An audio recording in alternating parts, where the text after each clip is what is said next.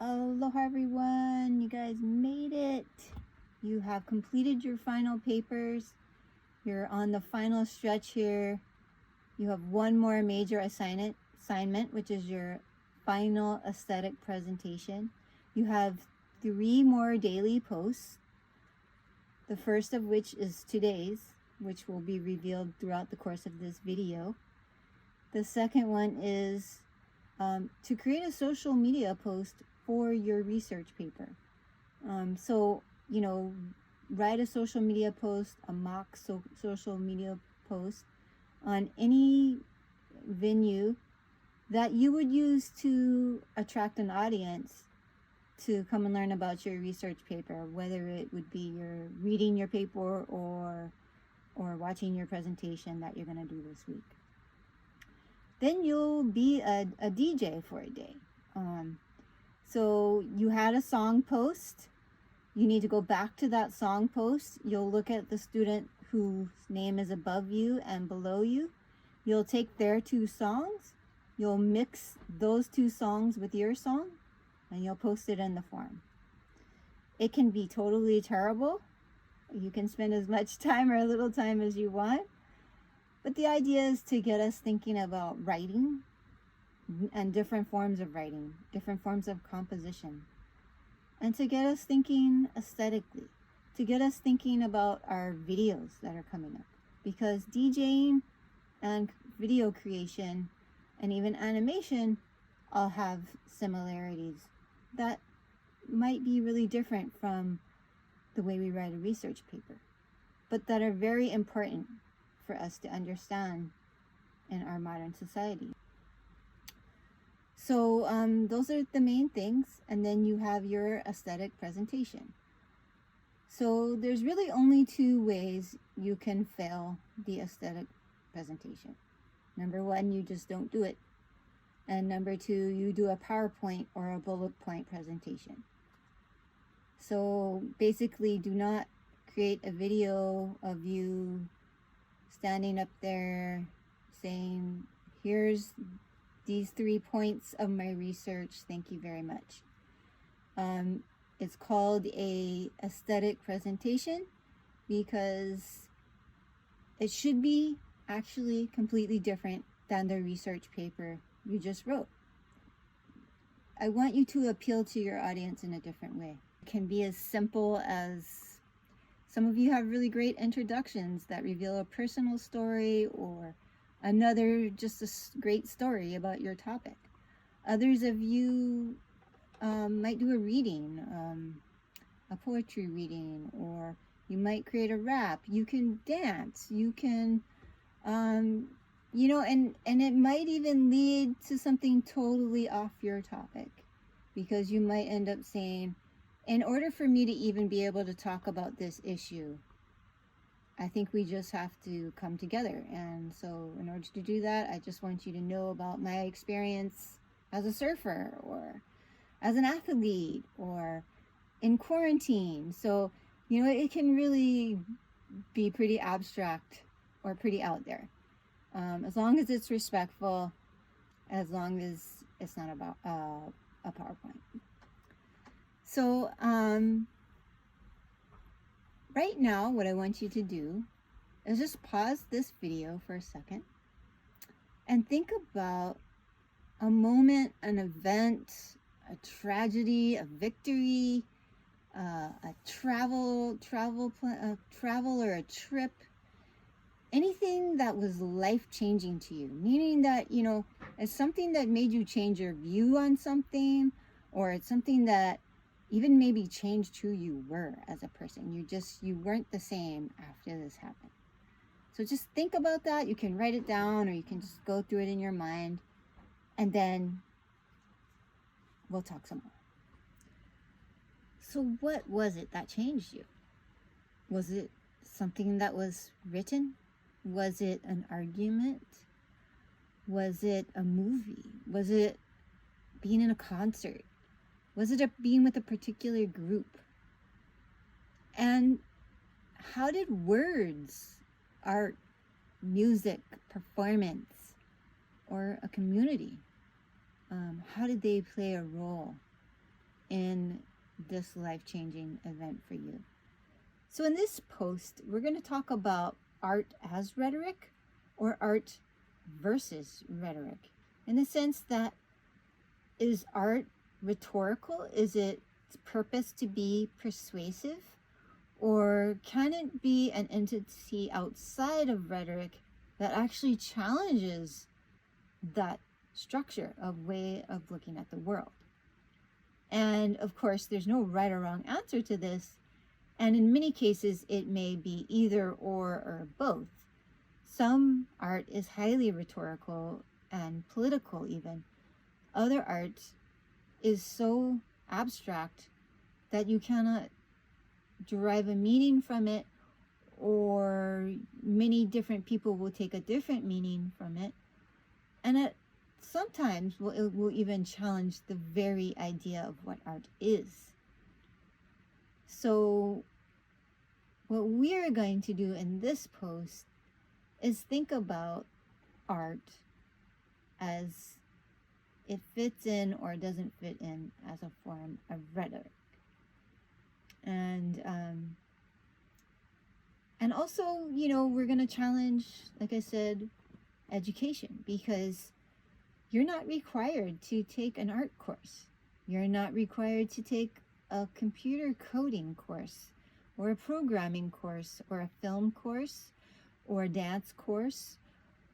Oh, these are all considered electives, right? But you're required to take 5 writing intensives. So what does that say to us about what we perceive as important in our society and our education?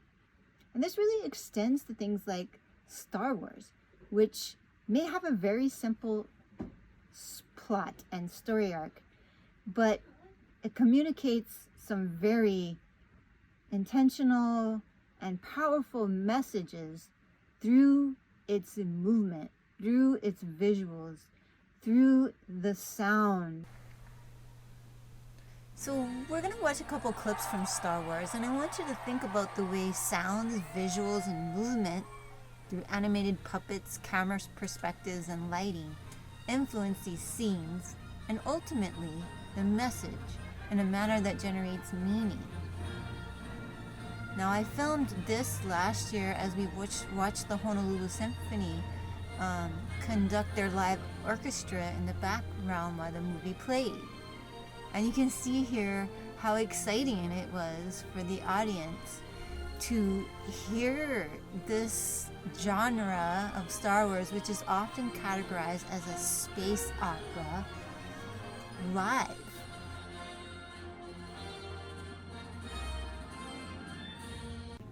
Now this scene is the battle between Obi-Wan and Darth Vader, and it does have a dialogue, but it also has a sensory dialogue with visual effects, the sound of the lightsabers, which are emphasized with the background, which also has similar lightsaber graphics. And if you get to the battle with Darth Maul, this is just on steroids, and you have lightsabers with light tubes and getting thrown down light tunnels, and it's just sensory overload, but it's also a message that's communicated through movement.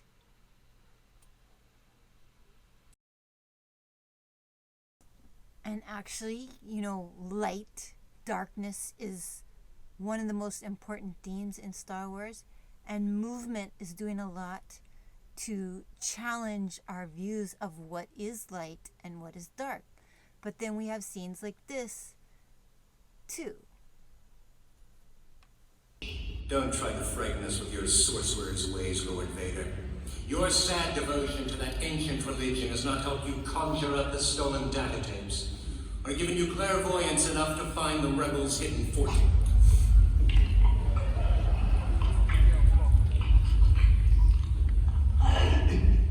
I find your lack of faith disturbing. Enough of this. Vader, release him. As you wish. So we can see how important characters play a role in Star Wars, and this last scene where they were challenging us about our views about religion. And, you know, characters definitely communicate through their movements in these films. And we develop relationships with these characters who are not human, and they allow us to think about things differently. And the same thing happens in video games with these characters and the sound, actually, which guides us through the game. So think about that for your presentations, and think about how you might use a character. Oh, hey! There you guys are. How's it? So this is my character that's been evolving throughout the semester.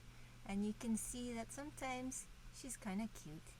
And other times she's a little creepy, because I'm still learning how to compose this character through a variety of gestures that I control with my own face and my own body, combined with animated keyframes and also artwork.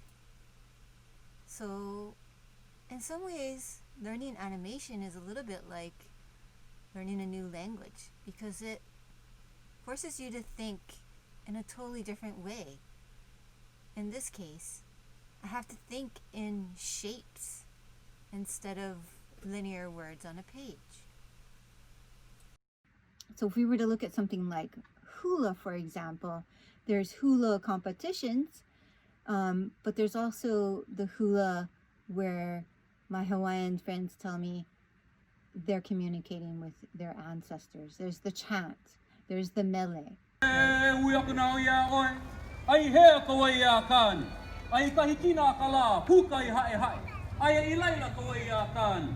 And is that purpose of that to persuade?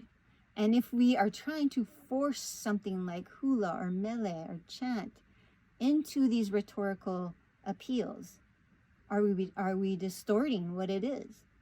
Are we damaging its power?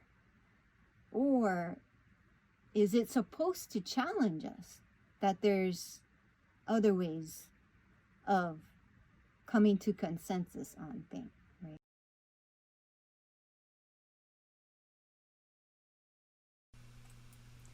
So I hope this is giving you some ideas for your aesthetic presentation, which can really be as elaborate or as simple as you would like it to be. If you are doing a presentation on coral bleaching, for example, you could have a short video of you surfing, or draw a 4-frame cartoon about the reef who becomes a character and poses a question to the surfer. I have had students who do collages of beach trash. They paint, they do sketches, they create games, they compose lyrics, acoustics, hula, or they tell a short story.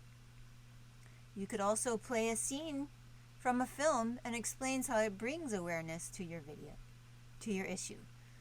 Again, the possibilities are endless so long as you do not do a PowerPoint. For today's post, I have offered several examples of art or performative communication throughout the course of this video.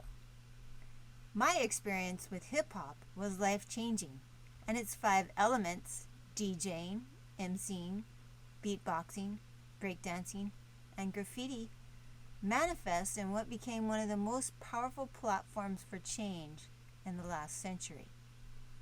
So I have provided a list of links to clips, both here in the description of this video and also on the schedule in the syllabus.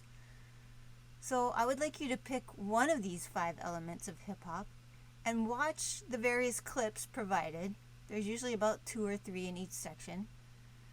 You don't have to watch the entire clip, but watch enough to pinpoint some important components and patterns of the composition of the element.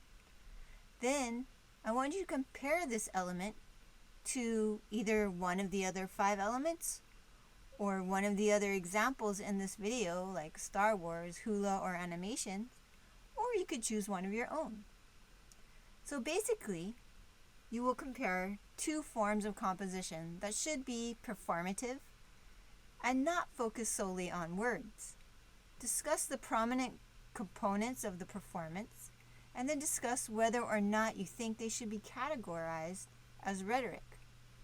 You could also talk about what value they might have for education or bringing awareness to issues that's different from the type of argument you presented in your research paper. You can use the questions here to help you form your post, which should be about a paragraph in length, so maybe 4 to 6 sentences. It can be longer if you'd like it to be. Okay, good luck. This should be fun. I'm looking forward to your post. And yeah, this is going to be the last video. So it's been really fun being your teacher this semester, and sorry we didn't get to meet face to face, but hopefully we will when the school opens up again. You guys feel free to come by my my office anytime. I'm not there that much actually, but even hit me up, email me if you want to come by and say hi, or yeah, and if you have any questions about your presentation or anything like that, make sure to email me, or we can Zoom conference. So hui hou, and have a great holiday.